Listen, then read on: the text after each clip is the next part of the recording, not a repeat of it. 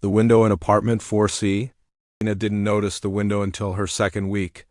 Not in a symbolic way, literally, she just didn't register it. But then one evening, after microwaving soup and standing by the sink, she looked out. Directly across, in apartment 4D, an old woman was arranging something at her table. Small papers, a pen, a cup of tea. Lena didn't wave, the woman didn't look, but it felt oddly comforting, like background music that fit the scene. The next night, Lena saw her again. This time, the woman was swatting at her cat.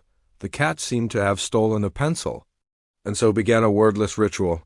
Every night, around 7 or 8, Lena would make her dinner, stand by the sink, and glance across. Sometimes Mrs. Klein was writing. Other times she was doing a puzzle or nodding off. Occasionally, she would stare out the window at Lena without expression. One night, Lena stuck a sticky note on her window. "Is the cat still winning?" The next day, at exactly 7:05 p.m., there was a note taped on the opposite window. "Only when I forget to bribe her with tuna."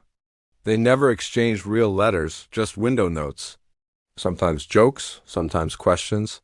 Once, during a thunderstorm, Lena wrote, "Does this remind you of any old wars?" Mrs. Klein replied, "Yes, but mostly of my ex-husband snoring." Weeks passed. Then months. Lena started keeping Post-its on hand by the sink, just in case. One night in December, Mrs. Klein wasn't there. Nor the next. Nor the next.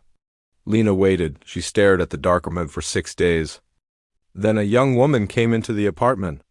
A nurse or niece, maybe. She cleaned the space, removed things slowly. She paused once to look at Lena's window. Then a final note appeared, written in different handwriting. She passed peacefully. She mentioned her window friend. "Thank you." Lena stared at it for an hour. No music. No soup. She took a yellow Post-it, wrote, "She made this place feel like home." She taped it to her window, left it up for a week. Eventually the window across remained empty. But Lena still looked every night, just for a moment, not in grief, but in habit. And in some quiet way, the window never really stopped talking back.